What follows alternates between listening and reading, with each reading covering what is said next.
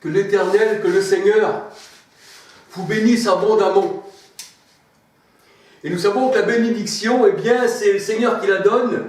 Et le Seigneur nous bénit quand nous marchons dans la vérité. Et si nous ne marchons pas dans la vérité, alors nous avons un esprit de mensonge.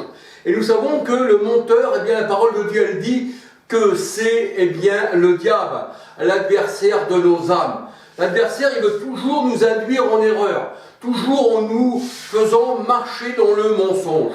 Mais le Seigneur, il dit, vous êtes dans la lumière. Et la lumière, la parole de Dieu nous dit que c'est l'enseignement, sa parole, c'est une lumière sur notre sentier. Et la parole, bien sûr, c'est Christ.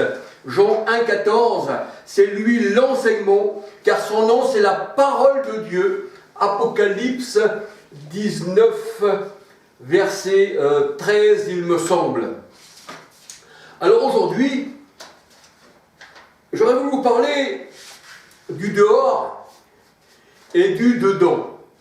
Nous savons que dans la parole de Dieu, il y a ceux qui se trouvent à l'intérieur de son assemblée, qui sont dans son camp, qui sont dans son église, parce que l'Éternel, c'est le Dieu des armées, c'est un corps d'armée céleste qui combat contre le mal, et pour cela, il nous a donné l'épée de l'Esprit. Et le Seigneur, c'est pour ça qu'il dit que nous sommes des soldats, comme Paul qui disait qu'un soldat ne doit pas s'occuper des affaires de la vie civile. Un soldat doit s'occuper, eh bien, des affaires de l'armée céleste. Alléluia. Alors il est vrai qu'il y a ceux du dehors, comme le Seigneur disait, dehors les chiens, et il y a ceux du dedans. Ceux du dedans, c'est ceux qui font partie de l'armée de l'Éternel. Bien sûr, on pourrait aussi vice-versa comprendre les choses inversement, parce que la parole de Dieu, comme on dit, eh bien, elle a plusieurs sens.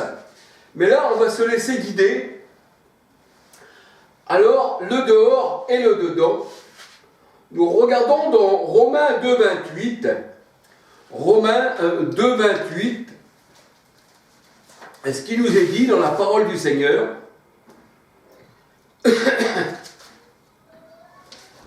Dans Romains 2, 28.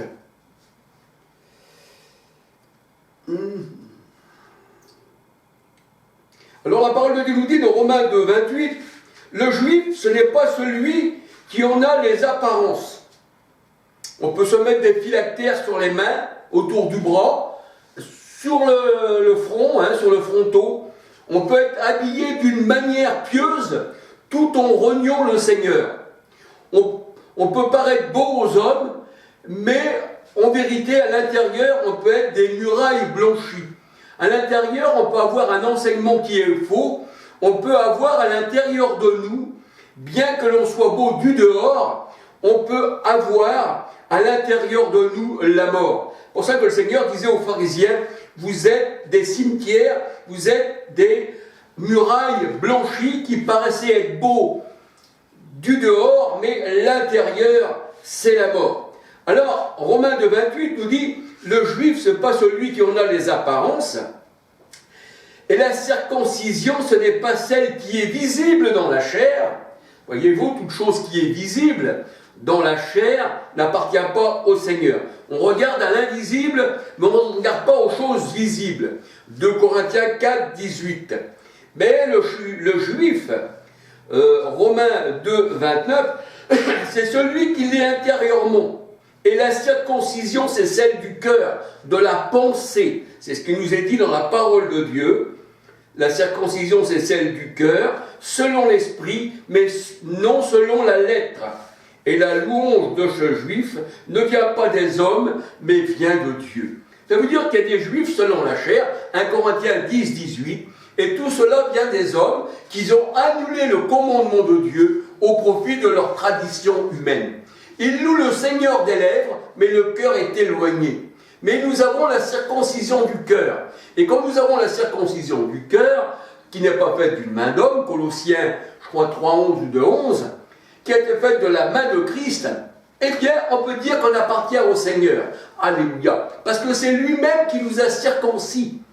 Et ceci n'est pas visible, puisque ceci, c'est spirituel. Alléluia, gloire au Seigneur.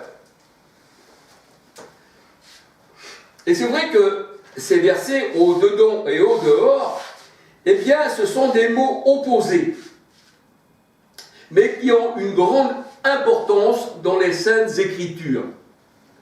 Le Seigneur disait « dehors les chiens », « dehors les chiens ». Mais il est vrai aussi que les chiens étaient dehors. Pourquoi? Parce que le Seigneur, il ne veut pas de chiens dans son camp, dans son église. Il ne veut pas d'impurs dans son église. C'est pour ça que le Seigneur a dit « je vous ai rendu saints, c'est moi qui vous rends purs ». On ne se rend pas purs nous-mêmes, mais c'est Dieu qui nous rend purs, parce que c'est sa volonté. Mais le Seigneur a dit « dehors les chiens ».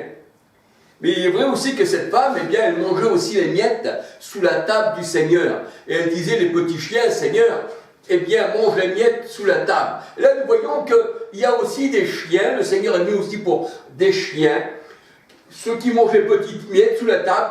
Ça veut dire aussi que le Seigneur avait en vue aussi de purifier ces animaux, ces chiens, pour qu'ils deviennent aussi eh bien, des enfants de Dieu, qu'ils puissent avoir part à la table du Seigneur. Mais ceux qui sont restés chiens, le Seigneur, comme les cochons lavés, la truie lavée, qui retournait à son vomi, eh bien, le Seigneur, ceux-là, eh bien, les met dehors. Ils ne peuvent pas rester au-dedans. Parce que la parole de Dieu, elle dit que le Seigneur, il veut une église sans tache ni ride. Tout ce qui est taché, tout ce qui a une tache à l'œil, tout ce qui est taché, eh bien, on dit que ça n'appartient pas au Seigneur. Et Jésus, il est celui qui enlève les taches. Et il est lui-même sans tache. Il est un agneau sans défaut. Alléluia.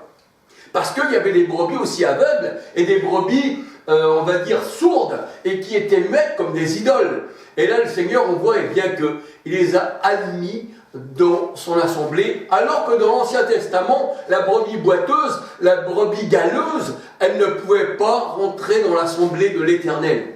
Mais le Seigneur a dit aussi, je rends tous eh bien, les aliments purs, c'est-à-dire, disait à Pierre, dans Acte 10, cette nappe qui avait toutes sortes de reptiles, toutes sortes d'animaux.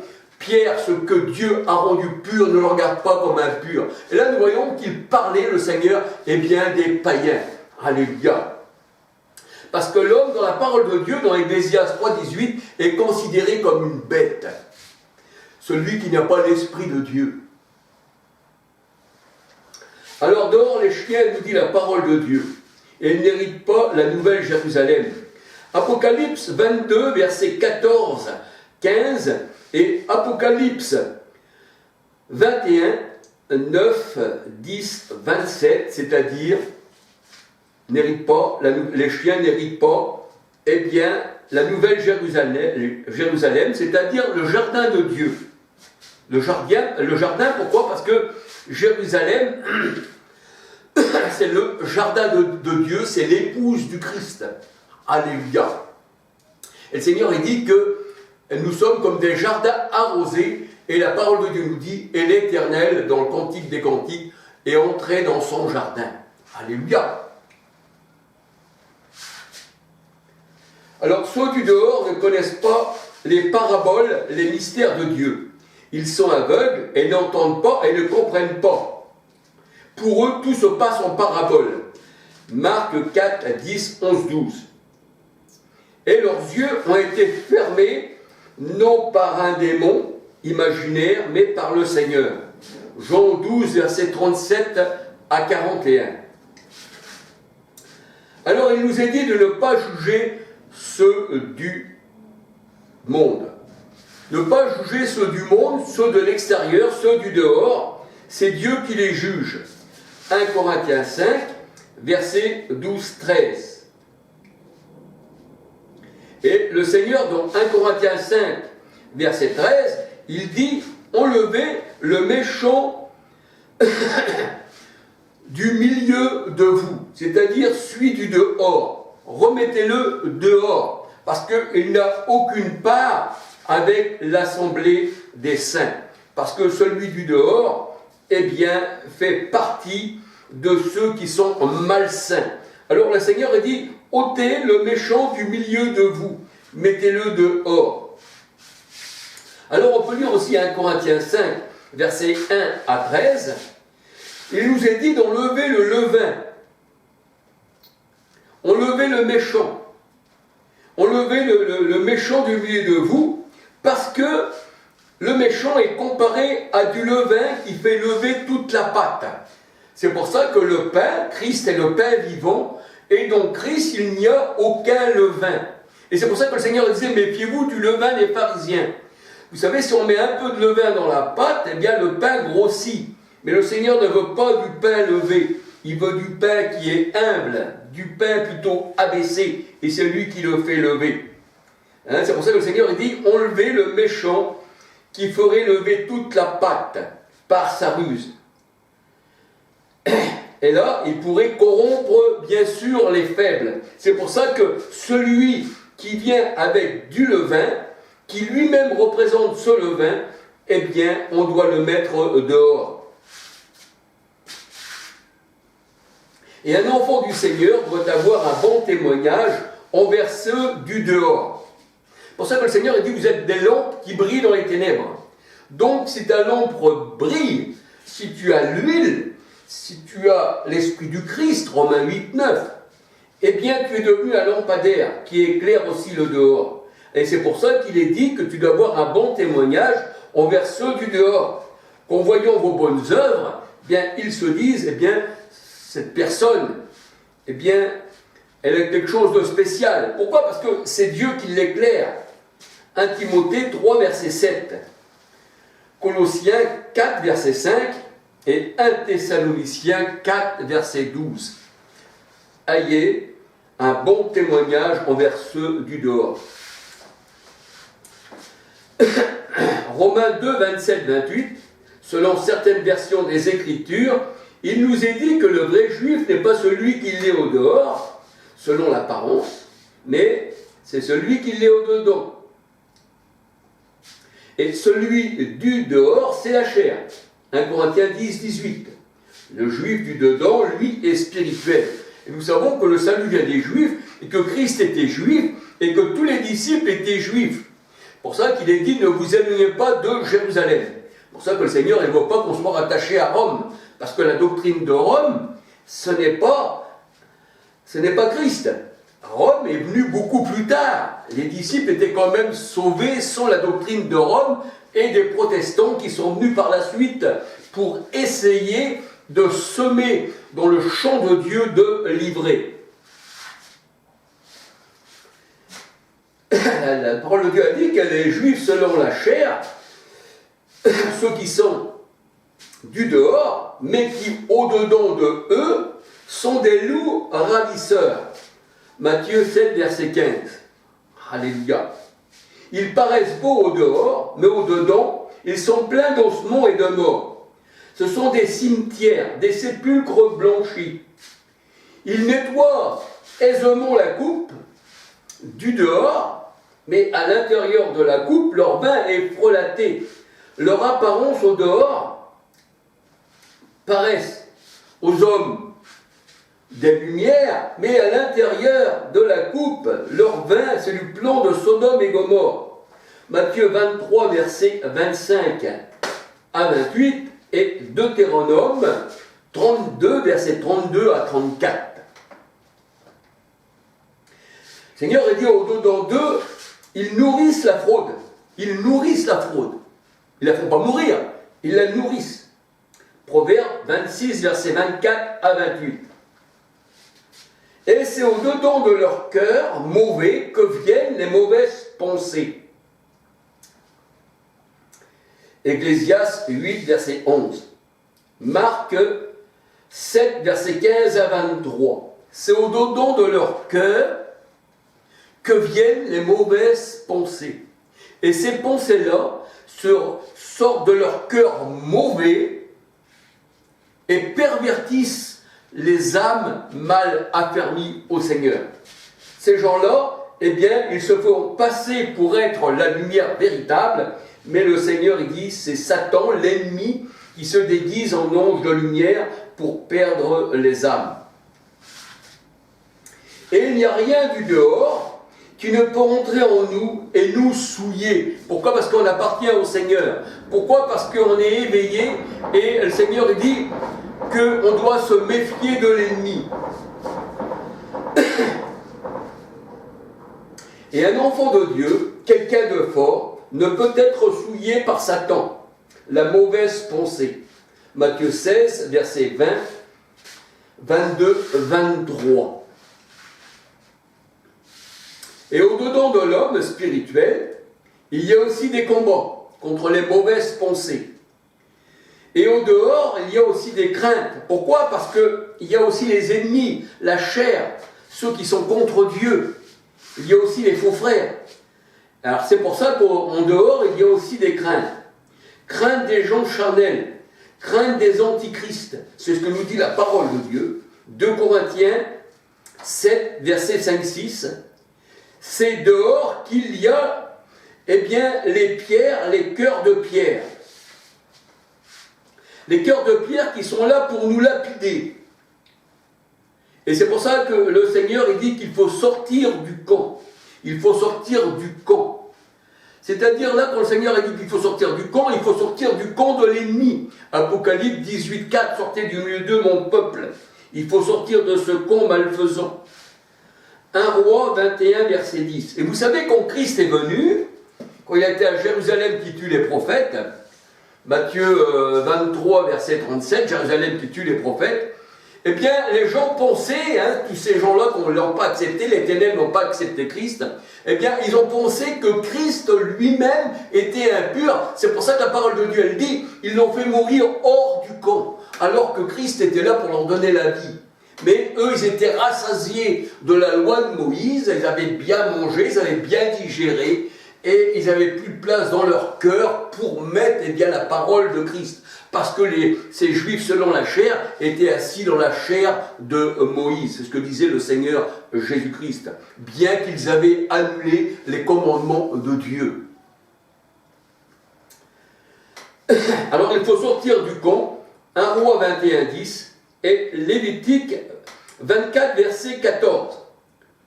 Alors comme Étienne appartenait au Seigneur, et que ces religieux qui se disaient de Dieu mais qui renissaient Christ, eh bien prenaient Étienne pour un blasphémateur. Et ils l'accusaient faussement qu'il était un blasphémateur. Acte 6, versets 8 à 15. Acte 7, versets 53 à 60.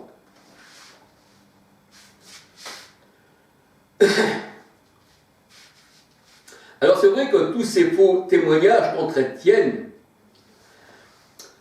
il disait que Étienne blasphémait l'Éternel. Alors ces accusateurs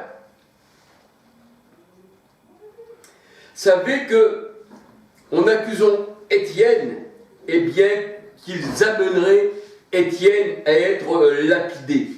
Lévitique 24, versets 10 à 16.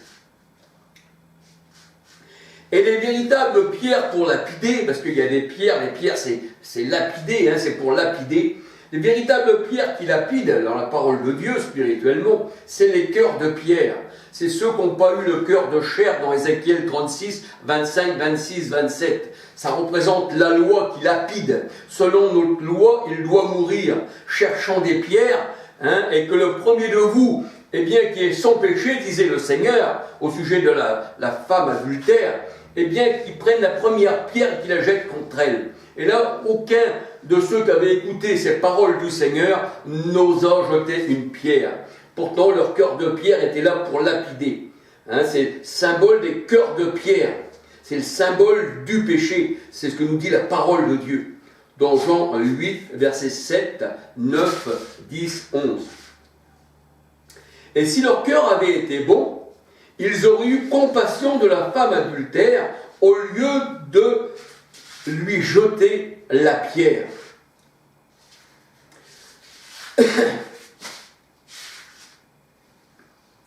Et c'est vrai qu'un homme au cœur de pierre ne peut que jeter eh bien, la pierre contre la femme adultère.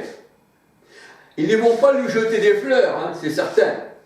Car c'est de l'abondance du cœur que la bouche parle. Si tu as un cœur de pierre, ça sera ton cœur de pierre que ta bouche va parler. Et vous, puisque le cœur de pierre, là, ne peut donner que la loi. Et selon notre loi, elle doit mourir. Il n'y a pas de compassion. Ça, c'est la lettre qui tue, la parole de Dieu nous dit. Et en un mot, le cœur de ceux qui ne connaissent pas Christ se remplit de mauvaises choses, d'adultère, ravisseurs, idolâtres, menteurs, fausses doctrines, religion inventée.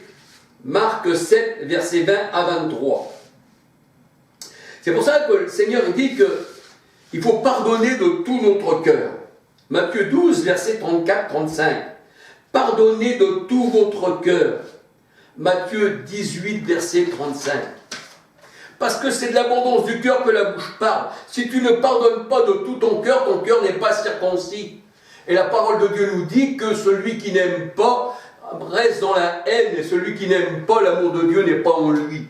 Pourquoi? Parce que ton cœur n'est pas circoncis. Tu as encore la haine. Il faut que la haine soit écrasée sous tes pieds. Parce que la haine vient de l'ennemi. Et c'est pour ça que le Seigneur dit, reconnaît l'arbre à son fruit. Alléluia. Alors il y a donc